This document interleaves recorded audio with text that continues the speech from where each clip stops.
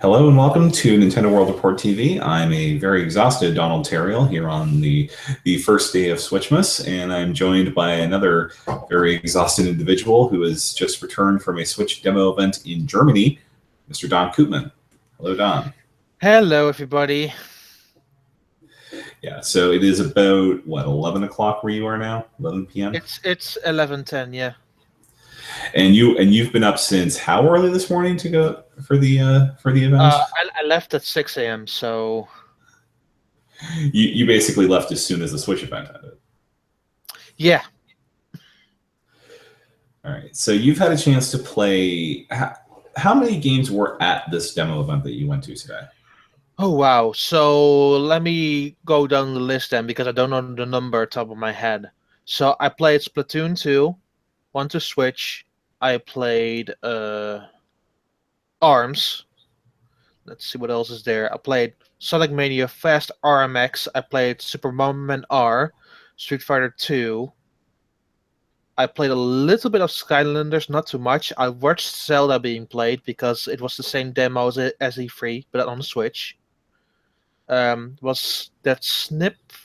What's it called again? Let me look this up here. The eShop game, the Snip. Yeah, I can't even remember it at this point.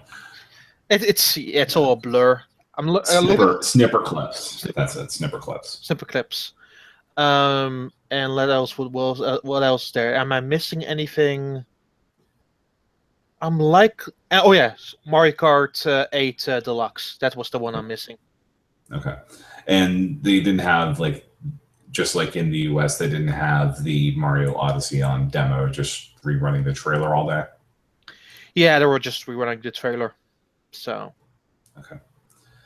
All right. So of what you've played, what's the one that sort of surprised you the most?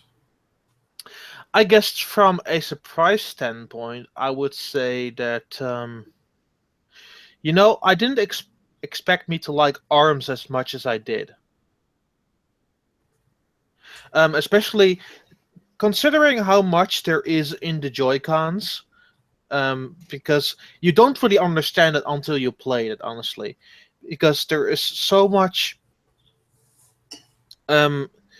movement-wise and how it uses the HG Rumble and the motion, which is way more accurate than in Wii Remote. It feels really super precise. Which all of that allows you together in a sort of punch-out sort of game that is effective in a way that I didn't quite expect, because you need to really block your attacks that way. You need to move them forward to bring up an enemy, just punch him a few times. You need to defend yourself in a way that's actually quite diverse and fun.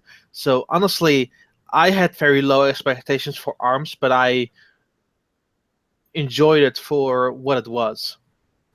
Yeah, because I think some of the descriptions of the Joy Cons that we heard things on like Radio Free Nintendo that went up earlier this morning your time was that they weren't. It wasn't like a Wii Remote Plus or anything like that. It was more along the lines of like the controllers they use on the HTC Vive or the Oculus Touch. Yes, definitely. I can only speak actually for the HTC Vive. I have not watched Oculus Touch, honestly. But how it feels and how it felt, it's definitely similar to that. You feel some examples of that fashion in 1-2 Switch, where, for example, there is a sort of a luck picking game where you tilt the Joy-Con left and right and try to find the direct spots in a lock, and you have to do it 3 times to win off your opponent. And the Rumble has different kind of motions, because usually with Rumble there's just the sweet spot, the soft spot, and then it goes slowly away in a fadeaway fashion. There's a really distinct difference between every motion that you feel and go around with the Joy-Con, which is super neat and fun. It was definitely that particular one to Switch game was definitely one of the better ones they showed, because some of the ones were kind of far away. Like the quick draw one was kind of like you're one time and you're done. But there were some really neat concepts there, and it really showed what those Joy-Cons individually can do. Um, And I think that's the stuff that can really bring people together for like social games or more casual games. All right. So you did a little bit of the Mario Kart 8, and did they give you a chance to do any sort of regular racing, or was it focused entirely on the battle mode, since that seems to be where the focus of the game is? Well, okay. So for the regular racing, they had a large table with all like the just the handheld mode switch around you on a table, which you had to pick up and then play one of four tracks that available, which were Hyrule Castle, the Animal Crossing one, Baby Park, and Yoshi's Island. Okay, so a lot of focus on the DLC tracks, since those are included in the package this time. Yeah. And just like to show that they have a large menu of characters and you could play with the Inklings or whatever you liked. And there were some new parts, especially for the Inkling and for King Boo and what have you. And then on our other two separate televisions, which not a lot of people played, you were actually using the Joy-Con in a steering wheel shell. Right, the Joy-Con wheels, that they showed those off on Trios Live today as well, and apparently they're not that the wheels aren't that expensive, though the Joy-Cons themselves are pretty expensive. Yes, they are. I've noticed when I was on the go. I saw that because I didn't see the prices until like very recently. But yeah, I was kind of surprised with how that felt. It's a very small wheel. Like I have huge hands, so it does feel incredibly small. But it was super nice to hold because, especially because those two buttons that are usually on the strap attachment are more stuck out. It just feels exactly like the one on Wii, except you have now two buttons on the back instead of one. So do they? Which, So does that let you fire off the different item slots at once, or? yeah, definitely. You can fire the. So yes and no. Like some items will definitely allow you to shoot them at the same time. Other items need to be done separately. For example, with the boomerang, there's an interesting thing where if you shoot the boomerang once, it goes back to the second slot, and the other item will move up, which is kind of weird. And basically, with the stuff on the back, it's basically you can use the drift in a more sufficient way, and the items in a more sufficient way on the back. So it feels actually a bit more solid than the Wii Remote one, only because you have more sophisticated buttons on the back. Now because you only watched a little bit of Zelda, did you notice any technical issue? Like, was it running oddly compared to what you saw with the Wii U version, E3, and Gamescom last year? It's ran way better than Gamescom or E3, because you can definitely notice the difference. Like the Wii U build of Breath of the Wild was running good, but not great, honestly. And it was lacking, especially in the frame rate department, where it just fell down at places. Where the one on Switch, no matter if it was handheld or just in the dock, it just held up really well. And I was really surprised by that. I'm really impressed by that. And what they showcased specifically for their demo is how you can switch between the handheld mode and the docked mode, which seemed to be exactly what you think. It was pretty snappy. And when you would pull it out of the dock, you would basically just snap the Joy Cons on and you'd be back going, or would there be like a weapon, like a controller selection at that point? It will give you the option to select your controller at that point. So if you still want to do it with the kickstand, that's still possible, and then use a Pro controller. Okay, so you can do it in the tabletop mode. That's good to hear. I mean, Yeah. I'm probably not going to end up with the Switch version of Breath of the Wild for a while, just because, well, I pre-ordered the Wii one 3 years ago, so I'm pretty much stuck with it at this point. Makes sense. But overall, what I just saw of it seemed to run incredibly well on Switch, which I was actually kind of impressed by. I was kind of taken aback by how good that game runs on Switch compared to the Wii U one, which it was at certain moments kind of disappointing. Okay.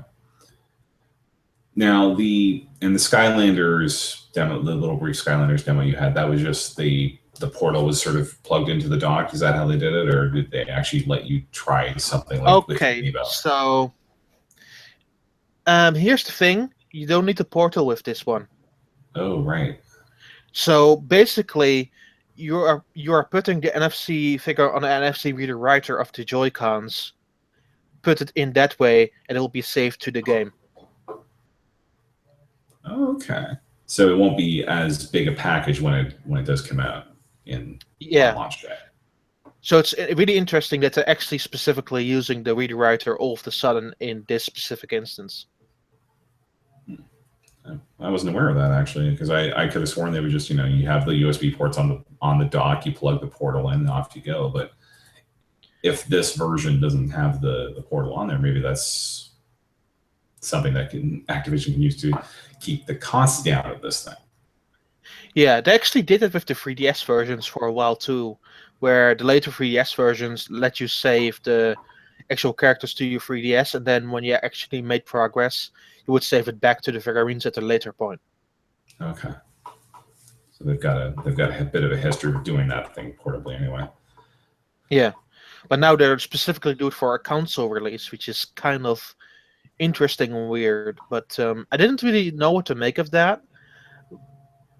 But it does seem that they're stepping away from having the whole portal thing. Now, did you get a chance to do any sort of co-op with Snipper Clips? Because from what we saw of Treehouse Live today, they did a good job of making you think, "Wow, that game is really messed up." I will be honest. At first, I didn't understand Snipper Clips at all. I was like, well, also because the guy who was like explaining it to me did not a really good job of explaining it to me. But it's a weird puzzle game, like a really weird puzzle game, and that's the only way I can describe it, honestly. Yeah, because like we saw them cutting out some pretty odd shapes and getting into some weird positions there to try and solve some of the puzzles that they played during the live stream earlier today. Yeah, it was. Yeah, you actually have to really cooperate well with your friend there, which is not very good when you're at a public event. You don't really know each other. Yeah, I can actually see Snipper Clips being like an early affordable space adventures for the system. Just that game where you really need to know the person you're playing with to get through everything in the story mode. Yeah, absolutely. I actually absolutely agree with that. I think that if I was with someone that I actually knew, it would have gone a whole lot better. Yeah, too Yeah. bad I couldn't have gotten over there, but then I would have had to get up even earlier this morning. So. Yep. Yeah. And then I guess we're moving on to Splatoon 2. Yeah, so there'll be some written impressions going up here on the site pretty probably by the time you hear this. But was there any sort of adjustment period going from playing with the gamepad and how much of Splatoon was tied to the gamepad versus playing it with just a standard controller now? Not so much, particularly because the new Pro controller, which I used for this thing, had specifically like the motion controls in it. Like it also has the HD rumble and the gyroscope sensing of the Joy-Cons, which felt incredibly nice, to be honest. The only weird parts for me about playing Splatoon on Switch, well, it was mostly that some of the button layouts were changed compared to the Wii U one. I had to really adjust, for example, that X is now brings up a map where you can quickly jump to your friend, or go back to the spawning point, where B is now jumping now, which kind of threw me off in the first match that I played. But honestly, beyond that, I feel that I got it really quickly on lock, especially with the new weapon that they showed, which is called The hold splat up. dualies. Yes, the Splat Dualies. Yeah, that's the one. Um, which in our demo we only played with the naturally with the Pro controller, so they were all next to one another in that fashion. Um, and they would shoot like directly ink in front of you, and they would do it in a nice beam, so you have a nice good range there. And what I especially loved was that freaking special weapon, the inkjet. The inkjet is incredible because you're basically flying into the air and shooting balloons of ink everywhere across the field. Yeah, and was that the one that also has the option where you can just plummet right to the ground right on the spot and drop a huge That area was of ink actually around you? tied to the Splat Roller. That was the Uh, new special weapon for the Splat Roller, which it was very effective up to a certain point because especially you can still be attacked that fashion and you can still because it's a very long animation, they still have the chance to splat you, and then it will cancel out that special attack. So in the grand scheme of things, I didn't think it was as effective as the Jet Ink. yeah, because with the jet, are you so high up that they can't hit you with a standard weapon? Like Oh, you have to. they still can hit you, but it will be dang more difficult because you need to have a certain specific weapon to do so. Yeah, so if you're going around with a roller, you're probably not going to hit somebody who's in the air with a jetpack. Yeah, well, except if you have the sniper weapon, then you will have a good shot. But it's especially with the roller, you will have a really hard time doing so. Yeah, I think the favorite weapon that I saw coming out of some of the live demos today was the 10 missile one that I think was tied to the splatter shot. That seemed to be the because That's I correct. Yeah. yeah because I played a lot. I played a lot in the original with the ink strike, and that seems to be the closest replacement to it.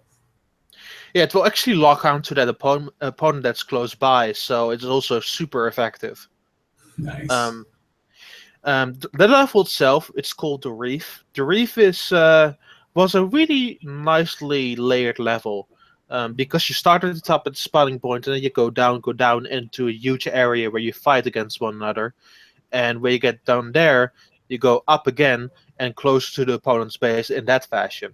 So it was really well figured out how that layering stuff works, and I think there were really good hiding spots in that level too. I think this is going to be the urgent underpass really of Splatoon 2, where it is the first level that you see, but it all makes sense with that level inside your head. Yeah, so that like if they bring back the global test fire for whatever reason, this would probably be a good level for them to include with it. Absolutely, yeah. I got a bunch of direct footage of playing on the Reef. That's the only game I got direct footage for, and it will be going up soon. Yeah, once we're done here, we can get started on that. But Yeah. now, So yeah. No, you go ahead. okay, yeah. So in general here, the Joy Cons they do have that unique feel to them, like they're because Oh yeah.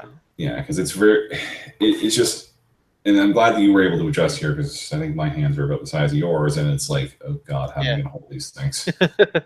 Did they give Yeah. you did they give you the wrist strap a lot as well to get those extra buttons on? Yeah. So you had the buttons really pressed onto it, which is really goofy when you use it with the Milk mini game from 1 to Switch. Yes, And and that and and yes, there is a video of me playing that mini game. that will be a GIF on Twitter within about probably 5 minutes of it going up. Yes. Yeah, because yes, and that game you need to set it. That is a great live streaming game, assuming you have a camera external to the system, so then you can show people doing the cow thing. yeah, for sure. It's going to be interesting.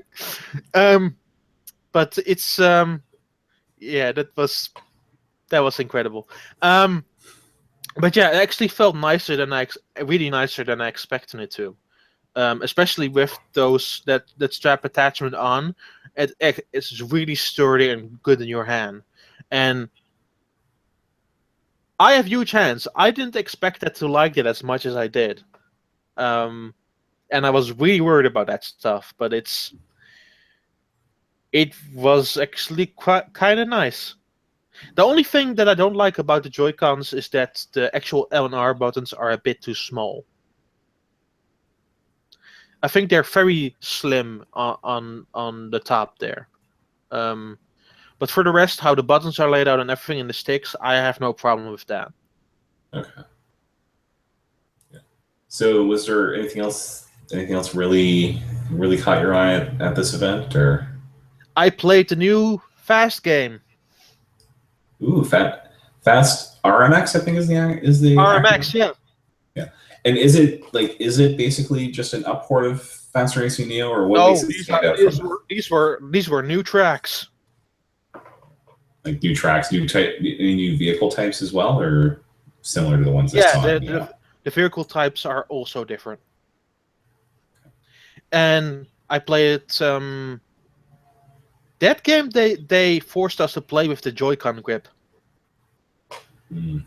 Not advisable.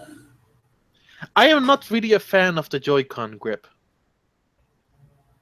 I don't know. It feels kind of weird in your hands, like especially the grooves on the back. Because I have big hands, it feels really weird to hold.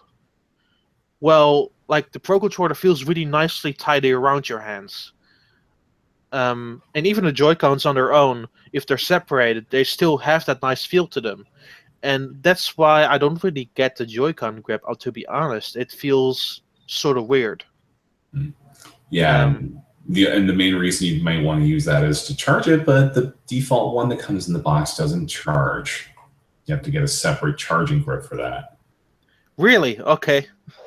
Yeah. So they are really cutting corners for this, 330 euro, $300 system. Yeah. So what else did they show? So I got to play. So very quickly, got to play Sonic Mania, which was there running on Switch. And I'm very excited for that game. I played through the levels they had on offer, and it's a really fun 2D Sonic game. Yeah, because that's the one that's designed by the fan, like Christian, I forget his last name, Whitehead. Christian Whitehead, yeah. Yeah, and he's the one who, and he does Sonic games better than Sega did Sonic games for a while. Yeah. I didn't get to play this, but there was also this Gaia Complete Edition, this Gaia 5 Complete Edition there. I watched from a distance. I'm like, I already played this game. I am good. I haven't, because I'm waiting. I'm trying to find a good deal that includes the DLC. But hey, here it is. Right. And then I already mentioned also a little bit, but I also played Super Bomberman R. Yeah. Which is it's a Bomberman game. It's all things considered, it's pretty vanilla. It has all the standard power-ups you expect from a Bomberman game and all the mechanics you expect from a Bomberman game. Oh. I mean, we haven't had a Bomberman game that anybody will talk about in about 15 years, so at this point, that's probably a good thing. Well, the WiiWare one was really good. Oh, I totally forgot about that one, just because, the last one anybody remembers was that abomination that came out on the 360 at launch. Yeah, the Bomberman game on WiiWare is still the most legit version of Bomberman for 8 people. But this seems to be just locked to 4 again. Yeah, I think I seem to recall something about 8-player on. I don't know if that was online or what it was, but okay. That'll be an interesting way to test, see how the internet service holds up on the Switch, because that's a game you don't want to have to mess around with timing on. For sure, yeah. Yeah, but I'm a little supportive of it just because Bomberman's the only launch game I'm buying for Switch. Because yeah, And if you like, I say this in something that's hopefully going up soon, but if you told me even last night that the one launch game I was buying for Switch was a Konami game, I probably would have laughed at you. Yeah, you're right. You're absolutely right. That's, But I'm not to say that I'm completely bashing it. It still plays like a good Bomberman game, but it's from everything I've seen of it so far, it's a bit too vanilla. I wonder what else is in that game. Yeah. Well, we'll find out pretty quickly because it's coming out launch day, and at least in North America, I think in Europe as well. Yeah, in Europe too. And it doesn't matter because there's no region lock. Hey! And then finally, I also played one round of Just Dance 2017 with the Joy-Con. It's just like, it's sort of an enhanced version, I guess, of the Wii game, since although they always said that it was for any motion controlled console for a while. It actually,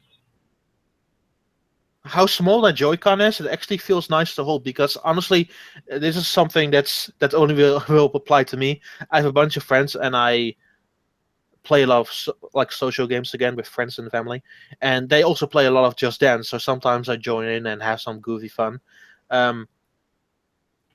I can see this version being more my taste because how the Joy-Cons feel in your hand, and I feel that they pick up the motion slightly better than a Wii remote.